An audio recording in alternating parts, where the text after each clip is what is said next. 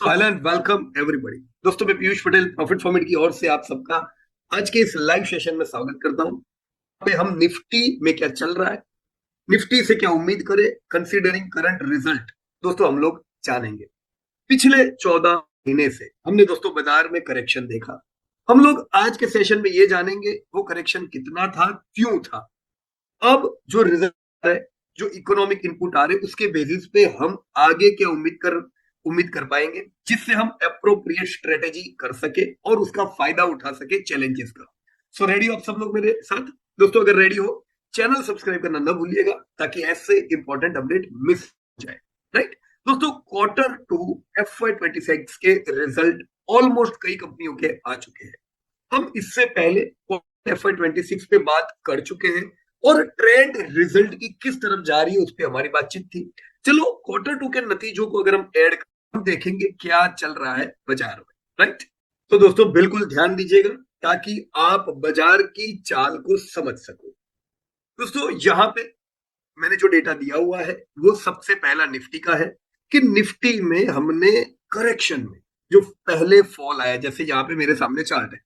अब चलो ये तो हम वैकू भी जानते हैं कि 14 महीने से हम बाजार में करेक्शन देख रहे हैं, हमने नया हाई नहीं देखा।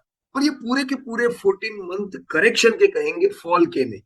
इस करेक्शन में हमने शुरुआत के दो 5-6 महीने कंटिन्यू फॉल देखा। तो जब फॉल था दोस्तों उस समय हमने 17.30% यानी करीबन 17% का निफ्टी 50 के इंडेक्स में डैमेज देखा था। उसके बाद दोस्तों ये डैमेज क्यों था इस पे भी बात करेंगे और अब क्या हो सकता है उस पे बात करेंगे। सबसे पहले जो हुआ है उसको समझ लें। दोस्तों 17% का इस फॉल ने आपके पोर्टफोलियो को भी डैमेज किया होगा। कितना हुआ होगा उस पर थोड़ी देर बाद। ये डैमेज असल में शुरुआत के 6 महीने में ज्यादा था, फिर रिकवरी आई और इस रिकवरी में अब तक हम ऑलमोस्ट हाई दोस्तों पहुंच चुके हैं। यहां तक कि मेरी बात बिल्कुल क्लियर होगी। एक चीज है दोस्तों, 14 महीने में हमने नया हाई नहीं देखा है। जिन लोगों ने सितंबर महीने में निवेश किया होगा, निफ्टी 50 की कंपनियां होगी रिलेटेड उससे, हो सकता है दोस्तों उनके पोर्टफोलियो ने भी नया हाई न देखा हो। राइट, लेकिन ऑलमोस्ट रिकवर हो चुका है। शुरुआत के तौर पे जब गिरा था वो समय 17% डाउन था, आपके पोर्टफोलियो भी सबके डाउन होंगे। लेकिन अब कोई नहीं कह सकता है कि और मैंने शेयर बाजार में पैसा डाला ना, मेरा 17% डाउन है इन्वेस्टिंग इन लार्ज कैप और निफ्टी 50 कंपनीज। क्यों? क्योंकि हमने रिकवरी देखी है। तो 17% का फॉल पूरा अब रिकवर हो चुका है। भले लाइफ टाइम हाई नहीं है लेकिन डैमेज जा चुका है। अब हम खाली 1.5% बाकी है।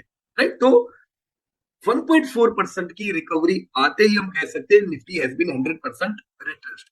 जहां पे मैं अगर लार्ज कैप की कंपनियां देखूं तो लार्ज कैप मतलब निफ्टी 50 नेक्स्ट 50 दोनों को कंबाइन करके जो सबसे बड़ी जो भारत की 100 कंपनी है, इन 5,000 कंपनियों में से राइट, निफ्टी 100 19% टूटा था और अभी रिकवरी में 3% बाकी है। अब मुझे बताओ, अगर आप निफ्टी 50 में इन्वेस्टेड थे और थोड़ा नीचे हम आते हैं, निफ्टी 50 तो सबसे बड़ी 50 कंपनी हुई, मैं लार्ज कैप में था तो मेरा पोर्टफोलियो 19% डैमेज हुआ। अभी भी लाइफ टाइम हाई से 3% दूर है। थोड़ा अंडर परफॉर्मेंस बोलेंगे निफ्टी 50 से। राइट, फिर आता है दोस्तों मिड कैप 150। मिड कैप 150 वो कंपनियां हैं, पहले निफ्टी 50 फिर नेक्स्ट 50, उसके बाद की जो 150 कंपनियां आती है डेट इज मिड कैप 150। वहां पे हमने 23.3% का डैमेज देखा। और अभी ये डैमेज होने के बावजूद भी हम ऑलमोस्ट लाइफ टाइम हाई पे है। तो टू ज्यादा अगर आपके पास मिड कैप 150 की कंपनियां पोर्टफोलियो में ज्यादा होगी तो गिरावट के समय आपका पोर्टफोलियो ज्यादा गिरा होगा और रिकवरी में रिकवर भी हो गया है। Right, so this is what. और वो भी निफ्टी 50 और लार्ज कैप से ज्यादा मिड कैप रिकवर हुआ है। तो ऐसा क्यों है ये भी समझना होगा, हम अभी देखेंगे। सबसे पहले थोड़ा रन रेट देख लेते हैं सबका। स्मॉल कैप 250 दोस्तों ऑलमोस्ट 29% डैमेज था। So if I am only a small cap investor, my portfolio has fallen by 29%। जो लोगों ने बैलेंस रखा होगा निफ्टी 50 मतलब cap mid cap small cap, उतना उनका 30% डैमेज नहीं हुआ होगा। राइट, तो मल्टी कैप पोर्टफोलियो ने आप यहां समझ सकते हो कि बाजार को परफॉर्म किया होगा instead of directly investing in small cap. और अभी भी 9% रिकवरी बाकी है। देखो यहाँ पे मैं बता, Nifty 50 you can see it's almost at lifetime high. Now if I move to small cap 250 देखेंगे बराबर, this is small cap 250। Small cap 250 गिरा ज्यादा, रिकवर भी पूरा नहीं हुआ, अभी इधर गैप है।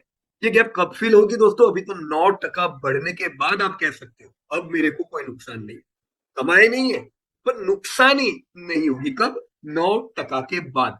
तब तक दोस्तों हो सकता है निफ्टी 50 या दूसरे इंडेक्स और आगे निकल गए हो, राइट। निफ्टी 500, निफ्टी 500 में लार्ज कैप 150 मिड कैप और 250 स्मॉल कैप, सबको मिलके आपका निफ्टी 500 हुआ। निफ्टी 500 20% डाउन था और अभी भी वो 3% बाकी है। तो यहां से क्लियर आपके पोर्टफोलियो का रिफ्लेक्शन कि भी आपने कहां पे इन्वेस्ट किया। जैसे हमारा जो इंडियन फ्रंट रनर फंड है, हम लोग जनरली निफ्टी 500 में ज्यादा इन्वेस्टेड है, मतलब उसमें लार्ज कैप भी है, स्मॉल कैप भी है, राइट। तो वो निफ्टी से ज्यादा ही टूटा होगा जब ब्रेकडाउन आया तब, राइट। और अब रिकवरी में खाली 3% बाकी है निफ्टी 500, तो पोर्टफोलियो भी सिमिलर बता रहा होगा reflection, right. So wherever you invest, आप सिर्फ स्मॉल कैप में इन्वेस्ट करो, आप लार्ज कैप में इन्वेस्ट करो, दोस्तों परफॉर्मेंस आपका रिलेटेड इंडेक्स के साथ आएगा। मैं माइक्रो कैप देख, दोस्तों माइक्रो कैप 30% से टूटा था। What is micro cap? दोस्तों large cap, mid cap, small cap 500 कंपनियां हो गई, वहां से लेके दूसरी 250 कंपनी ऐड करो, टोटल 750 कंपनीज हुई। ये 250 कंपनियां आई माइक्रो कैप में, तो सबसे ज्यादा कौन डैमेज हुआ? आप जानते ही होंगे। इससे प्रीवियस जो रैली थी तब ज्यादातर लोग माइक्रो कैप में ही निवेश करना चाहते थे, क्योंकि उनको ये कि भाई जो चलता है उसी के पीछे दौड़ो। ये हमेशा याद रखना चाहिए दोस्तों कि भाई डैमेज भी वहां पे ज्यादा हो, तो ओवरऑल हमें इंटरेस्ट इसमें नहीं होना चाहिए कौन सबसे ज्यादा चल रहा है, हमें इंटरेस्ट होना चाहिए रिस्क एडजस्टेड रिटर्न ज्यादा कौन दे रहा है, मतलब फॉल भी कवर हो जाने चाहिए। जैसे यहाँ पे मैं देख रहा हूँ 30% टूटा। So if I was invested in Nifty 50, my portfolio was down by 17. Instead, if I was invested in micro cap, my portfolio was down almost by double, 30%. अब लोगों को ये होता है कि जब चलता है तो ये सब बहुत, देखो अभी रिकवरी में भी निफ्टी 50 1.5% बाकी है, पर माइक्रो कैप का तो भी 11% बाकी। तो अभी तो 11% चलने के बाद अब बोलोगे बस अब लॉस नहीं रहा, right. So this is what happened during last time 14 months when you saw the correction. अब ये ऐसा बिहेवियर क्यों? जैसे यहाँ पे मैं मिड कैप में देख रहा हूँ, मिड कैप टूटा था ज्यादा, पर वो कैप या माइक्रो कैप जैसा नहीं है, वो रिकवर सबसे फास्ट हुआ है। तो ऐसा क्यों है कि माइक्रो कैप ज्यादा रिकवर हुआ है? दूसरा ऐसा भी क्यों है कि भाई हम 18-20% का फॉल देखा? ये समझने के लिए दोस्तों मैंने यहाँ पे क्वार्टरली डेटा दिया हुआ है। सी FY24 में, FY24 तक का, चलो ये नीचे मैंने वो डेटा भी दी हुई, पहले मैं वहां पे आ जाता हूँ। ये है दोस्तों निफ्टी 500। अब मैंने निफ्टी 500 के डेटा क्यों दिए?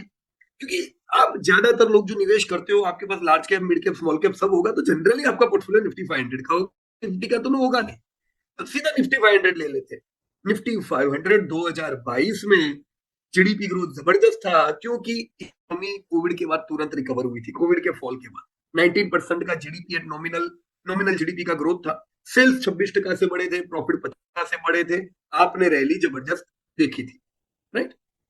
2023 का साल था दोस्तों इन्फ्लेशन वाला, जब महंगाई बढ़ गई, महंगाई बढ़ी थी, जीडीपी ग्रोथ तो ज्यादा ही था, सेल्स इसीलिए 21% मतलब अच्छा ही था, क्योंकि ये भी कोविड के बाद का लो बेस वाला ईयर ही है। प्रॉफिट ग्रोथ लेकिन ये समय बिल्कुल नहीं था, खाली 6%। तो ये भी वो साल था जब बाजार 1.5 साल तक बिल्कुल बुरे हाल में रहा, 10% टूटा था। तो जैसा हाल भाई हमने देखा, सेम सिनेरियो दोस्तों 2023 में भी था। पर क्यों था समझो दोस्तों, बाजार तब तक गिरेगा जब तक प्रॉफिट टूटेंगे, क्योंकि आप जब निवेश कर रहे हो इक्विटी में, अब प्रॉफिट के पार्टनर हो, प्रॉफिट बढ़ेगा तभी आपको। अब प्रॉफिट नहीं बढ़ता है दोस्तों, ये सबसे बड़ा चैलेंज है। इन्वेस्टर समझ जाते हैं कि भी आपकी यील्ड कम होगी, तो प्रॉफिट गिरते समय तो दोस्तों गिरता है। दोस्तों P21 का था, मैंने जो यहाँ पे बताया हुआ है, राइट। और this was not the right time, good time. 2024 GDP nominal 12% से बढ़ा, सेल्स ग्रोथ कम हो गया दोस्तों, खाली 8%। 8% बिल्कुल डबल डिजिट होना चाहिए सेल्स ग्रोथ, डबल डिजिट नहीं 12% जैसा होना चाहिए, राइट। प्रॉफिट 29% से बढ़े। तो 2024 असल में इन्वेस्टर फेवरेबल था। क्यों? ऐसा नहीं था डिमांड जबरदस्त थी, लेकिन जो कोविड में महंगाई बढ़ गई थी, वो महंगाई घटने के कारण कम के मार्जिन सुधरे, आपके प्रॉफिट दोस्तों बढ़े। इसी के कारण हमने 2024 में रैली भी देखी। Show you in the chart Nifty, this Nifty 50, right. हमने कोविड के बाद चली दिखी थी, फिर ये करेक्शन देखा जो मैंने अभी आपको महंगाई वाला बताया, उसके बाद बाजार वापस से जबरदस्त चला। ये कब चला? जो मैंने अभी रिसेंटली दोस्तों आपको बताया कि प्रॉफिटेबिलिटी जबरदस्त थी। ध्यान रखो डिमांड कम ही थी पर प्रॉफिट सुधरे, बाजार आपका दौड़ा 25 पे आ गया। यही 15,000 वाला दोस्तों बाजार 20,000 आ गया। राइट, निफ्टी 500 की मैं बात कर रहा हूँ। क्वार्टर वन पे अब आ जाते हैं दोस्तों। क्वार्टर वन में GDP slow, sales growth slow, quarter one profit खाली 4%। राइट, तो क्वार्टर वन से खराबी दिखनी शुरू हो गई थी बाजार में। डिमांड कम थी, कम ही। प्रॉफिट 29% से सीधे दोस्तों 4% पे आ गए। तो असल में ये क्वार्टर फोर में भी विजिबल था थोड़ा। राइट, यहाँ मैंने इंडिविजुअली क्वार्टर फोर नहीं दिया है, डायरेक्ट FY24 दिया, इसलिए आप रिलेट नहीं कर पाओगे। पर प्रॉफिट टूटने शुरू हो गए थे क्वार्टर फोर। क्वार्टर वन में बुरा हाल, 4% ग्रोथ से आप उम्मीद नहीं करोगे बाजार नया लाइफ टाइम हाई लगाए। दोस्तों बाजार भी टूटने लगा। तो ये जो फॉल हमने देखा, ये फॉल क्यों था? प्रॉफिटेबिलिटी की गिरावट दोस्तों। डिमांड कम, प्रॉफिट कम। H1 में हाल बुरा, 9 मंथ में हाल बुरा। 9 मंथ में प्रॉफिटेबिलिटी में हमने इंप्रूवमेंट देखा था। राइट, अब देख सकते हो यहाँ पे कि क्वार्टर वन में जो बुरे हाल थे, क्वार्टर टू यानी H1 में थोड़े सुधरे और 9 मंथ में और सुधरे। तो एक चीज विजिबल है कि प्रॉफिट धीमे धीमे सुधर रहे हैं। हालांकि ये 5% प्रॉफिट आपको नया नहीं दे सकते, but it was on improvement mode. हमने बाजार में भी यही देखा, रिकवरी देखी। बाजार सीधा ब्रेकआउट नहीं दिया, दौड़ा नहीं, खाली रिकवर हो। क्यों? क्योंकि ये वो प्रॉफिट नहीं है जो बाजार को दौड़ा सकते हैं। राइट, FY25 का एंड दोस्तों, FY25 60% सेल्स ग्रोथ, डिमांड अभी भी कम, प्रॉफिट और थोड़े सुधरे, 5% से अब 8% है। राइट, तो यस रिकवरी ही है। यहाँ पे हमने कोई स्ट्रॉन्ग प्रॉफिटेबिलिटी तो नहीं देखी थी दोस्तों। FY25 8% और फिर अब आगे हम क्या देखेंगे ये मैं अभी आपको डेटा से बताने वाला हूं। ये FY25 तक का ध्यान रखो। The profitability was how much? 8.3%।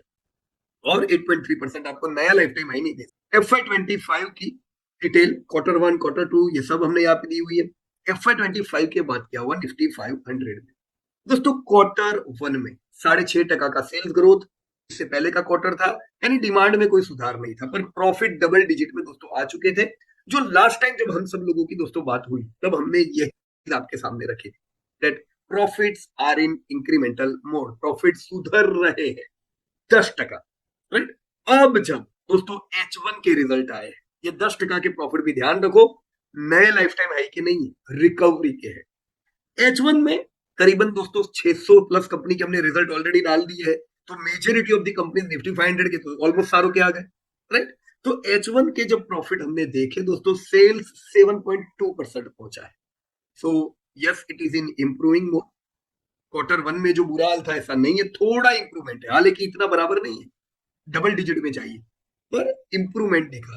Improvement जबरदस्त दिखा दोस्तों प्रॉफिट में। एज यू कैन सी 16% से दोस्तों प्रॉफिट सुधरे हैं। दिस इज ग्रेट न्यूज दोस्तों। जब 16% से प्रॉफिट सुधरे तो ये ध्यान रखो ये प्रॉफिट लाइफ टाइम हाई दे सकते। राइट, तो मेरी उम्मीद 2026 से क्या है? देखो 2025 तो बुरा था, 60% धंधे बढ़े, 8% प्रॉफिट बढ़े, तो ये तो इस ऐसे ग्रोथ को दोस्तों 20-25 का पी नहीं मिल सकता है, मतलब ये ब्रेकआउट नहीं दे सकता है। पर यस 9% सेल्स ग्रोथ में उम्मीद कर रहा हूं ये साल, 14% का प्रॉफिट ग्रोथ उम्मीद कर रहा हूं।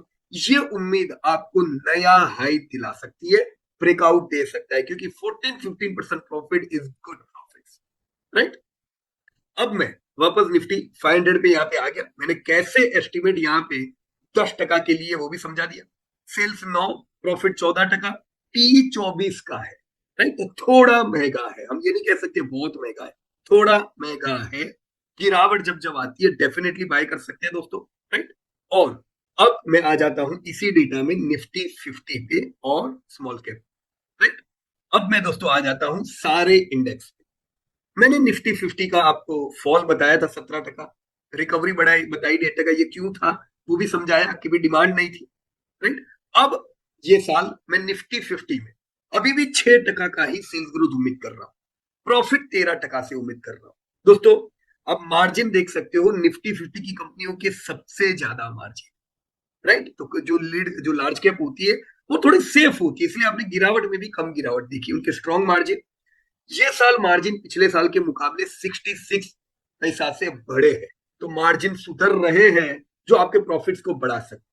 अभी पी 22 का है, 22.5 का पी महंगा नहीं है। Price to book value 3.54। Dividend yield मेरे को 1.3% की मिलेगी निफ्टी में। मतलब आज मैं निफ्टी में निवेश कर रहा हूं करोड़ रुपया, मेरे को 30,000 का डिविडेंड दोस्तों आना चाहिए, डेट इज 1.3%। राइट। कमाल की बात ये होती है कि कंपनी के जो ये सेल्स ग्रोथ और प्रॉफिट ग्रोथ है, इसकी वजह से आपकी डिविडेंड यील्ड बढ़ती रहती है। राइट। तो अगर मैं इसको स्टैटिक एफडी से कंपेयर करूं कि चलो मेरे को 6% तो मिल रहा है। राइट। तो ये 6% जो एफडी देती है वो एप्रिशिएट नहीं होती, वो खाली ब्याज दे रही है। जब हम कंपनीज में निवेश करते हैं, कंपनीज एप्रिशिएट भी होती है, हमें एनुअल इनकम भी देती है। एनुअल इनकम क्या देती है? जो कंपनी कमाती है उसमें से डिविडेंड वाला part is your annual income. तो डिविडेंड मैंने 1.3 बता दी, उसके अलावा का जो पैसा है वो एप्रिशिएशन में काम लगता है। तो आप देखते हो कि भाई 10 एक साल में आपकी वैल्यू भी 3 गुना हो गई होती है। उसके अलावा जो एनुअल इनकम है, मैंने उसकी बात की है कि मुझे एफडी जो हर साल देती है बैंक में इंटरेस्ट, उतना मेरे को डिविडेंड की इनकम चाहिए। तो 13% से अगर निफ्टी बढ़ेगी इस लेवल से, निफ्टी के प्रॉफिट्स 13% से बढ़ेंगे, तो आज को एफडी से ब्याज आ रहा है उतना तो मेरे को डिविडेंड आता रहेगा, तब तक वैल्यू भी 3 गुना बढ़ जाती है। Right. So this is what for Nifty 50। मैं निफ्टी से आगे अगर लार्ज कैप में बढ़ू, तो मैंने अभी आपको फॉल बताया था, रिकवरी बताई थी, फॉल ज्यादा था, रिकवरी कम है। Sales growth similar to Nifty, profit growth थोड़ा ज्यादा है, मार्जिन एक 10 पैसा से कम है। राइट। प्रॉफिट बदले है, यस लार्ज कैप भी रिकवर होगा। कैप में मैं आ जाऊं दोस्तों तो फॉल ज्यादा था पर रिकवरी फुल आ गई। ऐसा क्यों हुआ है दोस्तों? क्योंकि मिड कैप में सेल्स ग्रोथ आप देख सकते हो लार्ज कैप निफ्टी 50 से ज्यादा है। और उससे बड़ी बात यह है कि मिड कैप के प्रॉफिट 20% से बढ़े। प्रॉफिट मिड कैप के जबरदस्त बढ़े, सबसे तेजी से बढ़े। इसीलिए आपका मिड कैप जो है ये रिकवर भी सबसे पहले होने को है, ब्रेकआउट भी दोस्तों पहले मिड कैप देगा। तो अगर आप मिड कैप में इन्वेस्टेड थे, फॉल ज्यादा था, आप मायूस हुए होंगे, गिरावट ज्यादा आई होगी, आपके पोर्टफोलियो को नीचे खींचा होगा मिड कैप ने, लेकिन रिकवरी भी दोस्तों मिड कैप ही देगा पहले। राइट। मार्जिन दोस्तों इनके कम होते हैं, स्टेबिलिटी कम, तो 9% मार्जिन है, जबकि लार्ज कैप के 1.5% ज्यादा है। तो इसीलिए डिविडेंड भी हमें वहां पे ज्यादा मिलता है। राइट। 87 पैसा से मेरे मार्जिन सुधरे हैं दोस्तों। पीई भी मेरा 34 का आया है, 34 का पी यानी मेगा है, उसमें डाउट नहीं। लेकिन ये मेगा पी सस्ता कब होगा? क्योंकि प्रॉफिट बढ़ते जा रहे हैं, 3-4 क्वार्टर ये प्रॉफिट बढ़े यानी आपका पी आ गया 20 पे। राइट। ये भी ध्यान रखना पी के हो भी कि गिरावट के लिए पैसा होना चाहिए आपके पास। डिविडेंड यील्ड मेरे को खाली 0.8 पैसा आ रही है, यानी सोचो if I am in Nifty 50 और लार्ज कैप, करोड़ पे मेरे को 1,30,000 डिविडेंड आ रहा है, और मिड कैप है करोड़ पे 80,000 का डिविडेंड आ रहा है। राइट। तो मेरी कंपनियां अगर 19% से प्रॉफिट ग्रोथ करेगी, तब मुझे 10 सालों में एफडी जो इंटरेस्ट दे रही उतना डिविडेंड आएगा। तो यहां पे इस केस में क्योंकि ये महंगा है, डिविडेंड यील्ड कम है, मुझे ज्यादा ग्रोथ चाहिए, पर देखो मिड कैप ज्यादा ग्रोथ दे ही रहा है, इस साल भी 20% से प्रॉफिट बढ़े। राइट। अब स्मॉल कैप में दोस्तों गिरावट ज्यादा पर रिकवरी नहीं है, क्यों? देख लो, प्रॉफिट आपके बड़े हैं 8.9, प्रॉफिट सॉरी सेल्स बढ़े, प्रॉफिट भी बढ़े, पर मिड कैप जितने नहीं बढ़े। पर यह भी ध्यान रखो कि इनके लार्ज कैप से ज्यादा अच्छे प्रॉफिट बढ़े, मार्जिन बड़े कम होते हैं दोस्तों। अगर मैं लार्ज कैप से स्मॉल कैप को कंपेयर करूं तो करीबन 2.5% प्रॉफिट कम है, जो ज्यादा मार्जिन कम है इनकी। राइट। मार्जिन में सुधार आया है, मार्जिन में सुधार अक्रॉस द बोर्ड आया है। राइट। तो लार्ज हो, मिड हो, स्मॉल कैप हो, हर जगह मार्जिन में सुधार है। पी 30 का है, स्मॉल कैप की कंपनीज में मेरे को 0.7% डिविडेंड यील्ड आ रही है। 16% से कंपनियों का ग्रोथ होगा तो मेरे को एफडी जितने डिविडेंड आने लगेगा। Right. Nifty 500 we already discussed, बराबर 7%, 16% अच्छा ग्रोथ है। माइक्रो कैप देखते जो सबसे ज्यादा गिरा है दोस्तों, सेल्स इनके नहीं अच्छे बढ़े हैं, खाली 6% से बढ़े, तो लोएस्ट। प्रॉफिट 15% से बढ़े, सिमिलर टू लार्ज कैप, इसीलिए यहाँ पे रिकवरी अभी दोस्तों बाकी है। तो माइक्रो कैप का परफॉर्मेंस आपका मिड कैप जैसा नहीं। Right friends. जो कंपनियों में हम लोग निवेश कर रहे हैं दोस्तों, जिनकी हम ज्यादातर बात करके जो हमारे फंड में है दोस्तों, उन कंपनियों का सेल्स 9% से बढ़ा है, प्रॉफिट 15% से बढ़े दोस्तों। वो क्वालिटी कंपनीज होती है, ज्यादा क्वालिटी होती है तभी तो निवेश कर रहे हैं, उनका मार्जिन दोस्तों 11.5% का है। तो सबसे तगड़ा मार्जिन कंपनीज का है जिधर हम लोग इन्वेस्ट करते हैं, this is IFRF fund, India fund runner fund. Right. Profit margin इस साल 58 पैसा से बढ़ेगा, तो इनका ओवरऑल ग्रोथ ज्यादा होता है, इनके मार्जिन अच्छे होते हैं, तो पी भी इनका हाई है, 45 का पी है इन लोगों का, right. So this is all about different index end fund. दोस्तों मैंने इस क्वार्टर के रिजल्ट को ऐड करके कम से कम ये देख लिया कि भाई प्रॉफिट्स तगड़े बड़े हैं ये क्वार्टर में, ये सीधा इंडिकेटर है कि बाजार में इसकी चमक दिखनी चाहिए। मैं यहाँ पे निफ्टी 50 में इसका इंपैक्ट दे देता हूँ। This is our long term data for GDP, EPS, Nifty के प्राइस, राइट, और वैल्यूएशन, ये सारे डेटा मैंने यहाँ पे डाले हुए। मैंने बदला क्या, 4.2 ट्रिलियन हमारी इकोनॉमी है, जीडीपी है, मैं 60.5% एक नॉर्मल उम्मीद रखी है, राइट, इससे थोड़ी ज्यादा ही बढ़ेगी, पर चलो 60.5% मैंने डॉलर वैल्यू में लिखा है, ये नॉमिनल जीडीपी तो नहीं, तो 10% जितना बढ़ना चाहिए, और पर जब डॉलर में कन्वर्ट करते हैं तो थोड़ी उसकी इफेक्ट आती है। ईपीएस 13% से बढ़नी चाहिए निफ्टी 50 के, जो अभी हमने देखे 13.3%।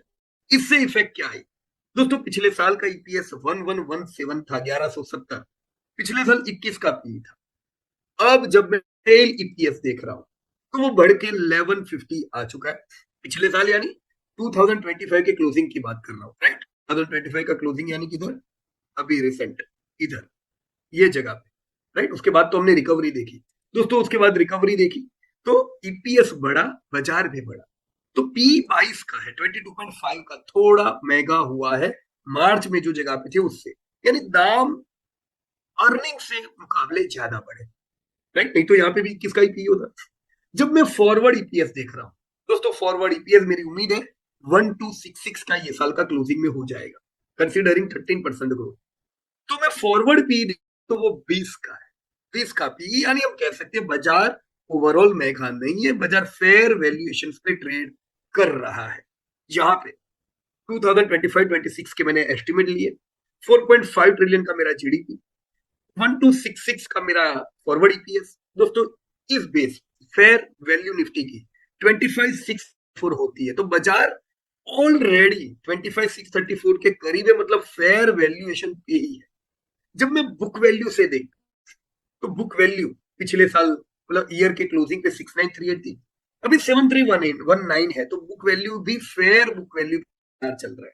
7632 की बुक वैल्यू, यहाँ पे नहीं आएगा, यहाँ पे बुक वैल्यू आएगी, 7632 की बुक वैल्यू पे बाजार आ जाएगा, तो 3.4 का प्राइस इनका fair price to book value हो जाएगा, right. Fair price to book value 27,827 की होती है, तो मैं दोनों को ब्लेंड करूं, अर्निंग की बुक वैल्यू और सॉरी फेयर वैल्यू अर्निंग के हिसाब से, फेयर वैल्यू बुक वैल्यू के हिसाब से, तो 26,511 मेरी फेयर वैल्यू होती है, जिधर अभी बाजार नहीं है, तो बाजार अच्छे लेवल पे है।